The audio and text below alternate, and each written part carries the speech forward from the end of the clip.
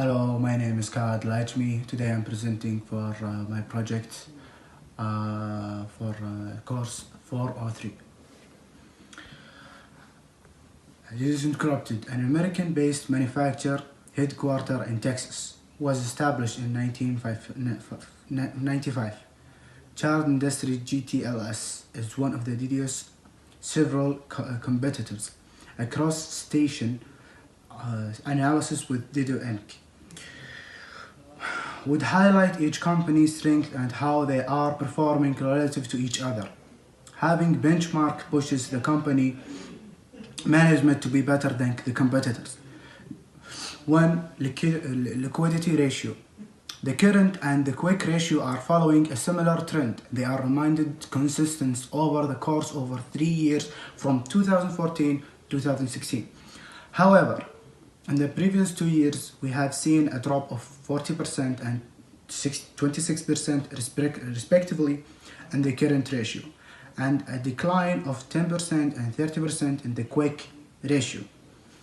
This is a cause of concern for the company, as the liquidity is declining at a very quick rate, although the ratio is greater than 1.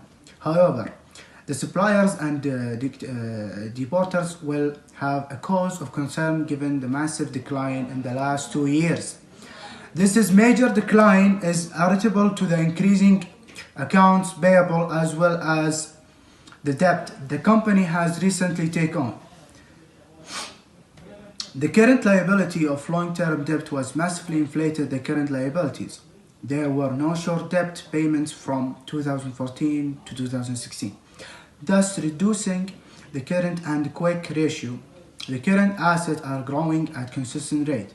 From a deporter perspective, the company may face stricter credit terms as well as a higher cost of debt. Management efficiency ratio. The management efficiency ratio highlights the performance of the management in terms of negotiation and collection of credit, selling inventory, and effectively utilizing assets. The accounts receivable, therefore, has been fairly consistent through the 5 years. The company has improved in collection the recent years from average of 70 days to 76 days. This highlights the effectiveness of the collection terms as well as having good relation with customers. Hence, the company is able to recover all that is receivable in 2 months, ensuring the cash conversion cycle is not adversely affected. The inventory turnover has improved slightly over the years since 2014. The company was able to sell all of its inventory almost 4 times a year, approximately taking 95. Company has been able to establish a good reputation amongst customers and can be classified as going concern, as it's able to sell products constantly during the 5 years. Average of 38% of working capital has been tied in inventory. A lower ratio highlights the company is more liquid and has the company can sell its inventory quickly by employing the most suitable inventory management system. The ratio jumped from 0.35 in 2017 to 0.45 in 2018, signaling the rise in the cost of manufacture the inventory. The total and fixed asset turnover showed a decline of 18% and 20% respectively since 2014. This decline can be attributed to the higher investment in fixed assets by company in 2017 and 2018.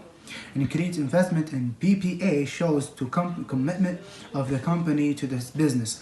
However, the company has not been able to fully utilize the additional protection capacity that they have added.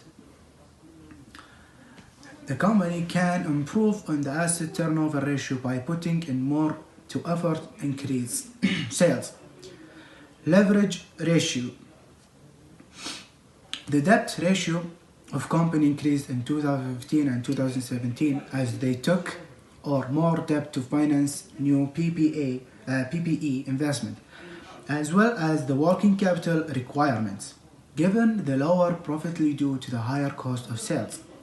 The debt ratio increased as the assets declined, whereas the reliability increased. The debt to the equity ratio also had similar sharp increase in 2015 and 2017. As explained previously, taking on more debt is beneficial for the company till the cost of borrowing does not exceed a certain amount.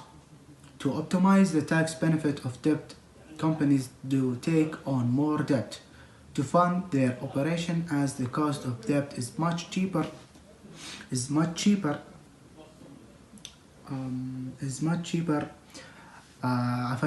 a financial would always available to do variance risk appetite. The phenomenon higher the visible and long-term debt to equity also ratio as well. Moreover, the company reduced all the above mentioned ratio with much better performance in 2018. Higher revenues and controlling costs improved the debt and debt equity ratio. Time interest earned is a very important ratio for the depositors, as they have first claim on assets in times of bankruptcy. The higher the ratio is, the easier for the firm to get more funding. There was a consistent decline in TIE ratio from a very healthy 19.28 in 2014 to 2.97 in 2016.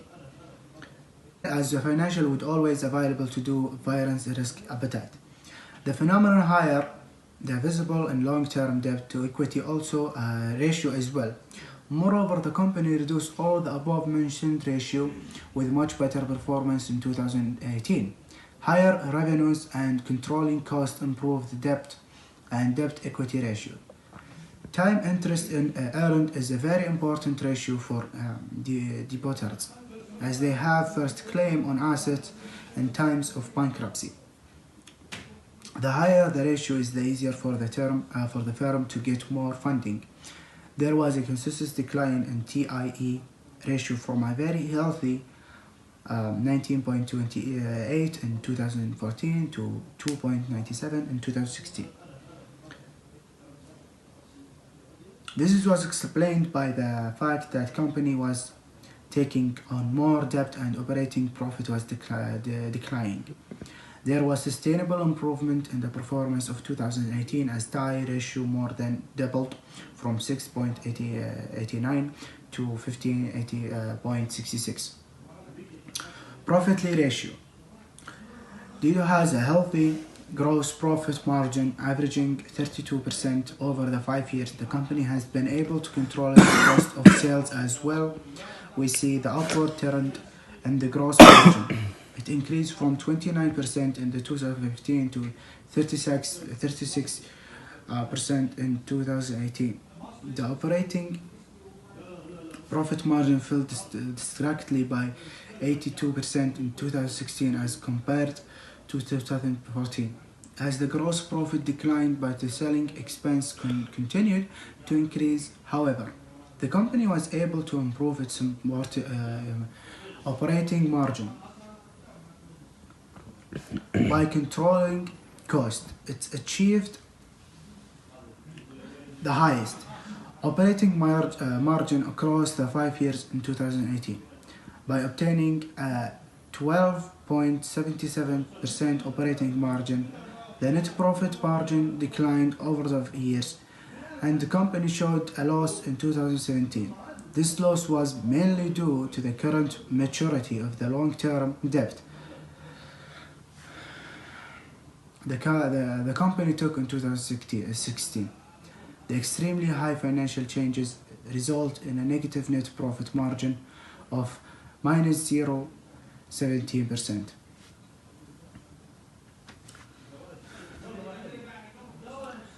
The return on investment ratio significant. The earning for the equity holders, the ROI, depends on the trend of the operating growth ratio. From the table and the chart, we can see that both companies are in growing places. Their PE ratio varies significantly year by year. Both companies believe that they have growth opportunities, that they do not pay out any dividends to the shareholders but plow back 100 of the earnings. GTLS and Dido have similar cash flow per share, with Dido dominating in the recent 2 years while GTLS dominated in 2014-2015. GTLS market to book value fell below 1 in 2015, signaling that the company was and underpriced. This was shown in the coming years as the market book value GTLS NBV equal 2.43, increased significantly, beating DIDOD 1.77 by a significant margin in 2018. Thus, according to the ratio GTLS, it's overvalued as compared to DIOD. Cost of capital of DIOD. Cost of capital is described as the opportunity cost of an investment. It's a hurdle rate that the company must overcome. Any projects below this rate will not add value to the firm. Hence, the project whose internal rate of return is higher than the cost of capital or have a positive net present value should be accepted. Every company requires funding during its course of business. There are two main ways a company can raise capital, i.e. through debt and equity. Raising capital through a debt is cheaper to a certain point, but increase the riskiness of the firm substantially. Most firms employ a mix of debt and equity to minimize their cost of capital. To calculate the cost of debt, various methods can be used. The rating of company can be seen to estimate the cost of debt for the company. Another way is to examine the various debt to the company has taken in the notes of balance sheet and calculate an average rate for the cost of debt. The main advantage of taking in debt is the interest is tax deductible and acts a tax shield. The cost of debt is calculated by taking an average of the interest expense on the debt for the last 2 years. 2017 and 2018, this comes out to be 4.15. The tax rate of the 18.61% is also calculated as an average of the last 2 years. The after-tax cost of debt thus comes out to be 4.15 and equal 3.38%. The next step in WACC calculation is identifying the cost of equity. As the company does not pay out any dividends, we cannot use the Garden growth model for calculating it. We can use a widely used formula known as the CAPM to calculate the cost of equity.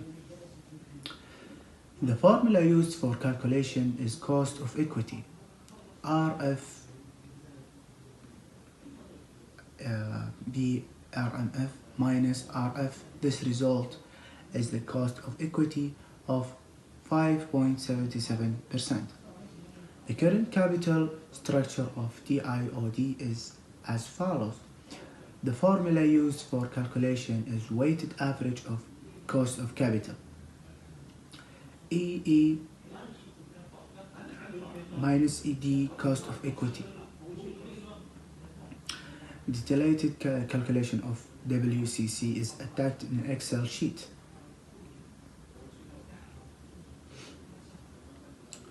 The debt ratio of GTLS is much higher than DIOD, making it much riskier as compared to DOID. Additionally, the debt to the equity and long-term debt to equity GTLS is also much higher than DIOD, making GTLS is highly leveraged. The current portion of short-term debt and short-term debts are much higher for GTLS, leading to a debt equity of 1.13 in 2018 as compared to DIOD, which has had debt to equity of 0.65.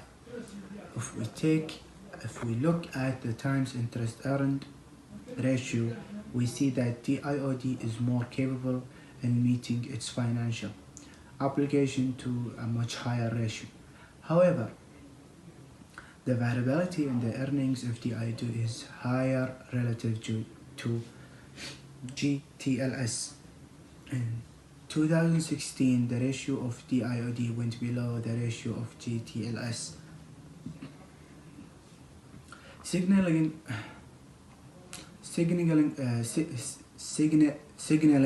it as a growth company which is greatly affected by business cycle. Leverage ratio are comparatively better for DIOD as it has taken amount of debt and its times interest earned much higher from GTLS to a higher operating earned ratio. We see that DIOD is more capable in meeting its financial obligation to a much higher ratio. However, the variability in the earnings of DIOD is higher relative to GTLS. In 2016, the ratio of DIOD went below the ratio of GTLS, signaling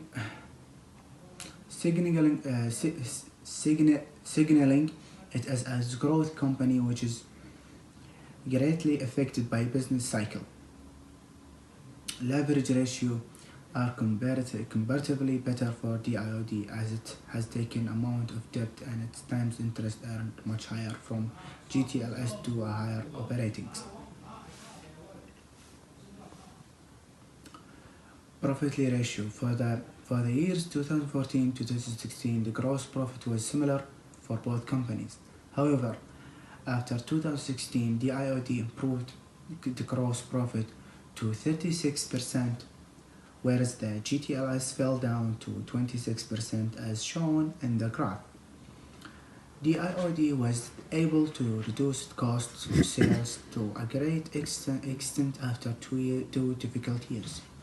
However, GTLS was unable to control its cost or grow the volume. In conclusion, we can say that DIOD is a growth company and a risky investment given its high volatility in earnings and beta of 1.99. This is significant that relative to the market is a very risky stock. The trend analysis of DIOD highlighted its improved performance in 2018. As compared to the previous year, the ratio of the company were generally healthy, a cross-section comparison with a similar growth company. Chart industries showed that relative performance of the companies varied in different aspects. For some ratio, DIOD was stronger, whereas for some GTLS was better. Both the companies can be characterized as fairly similar. Indicate companies who are constantly looking to produce new technologies to stay ahead of companies. GTLS had slightly more effective asset utilization as compared to DIOD. However, DIOD had better profitability, thus it is difficult to choose between the two companies. It depends more on the investor preference of the sector. The above analysis can also be made more concrete with a comparison with industry averages that will show relative performance of both companies within the highly competitive industry they operate in. And thank you for listening. It was Khaled Alajmi.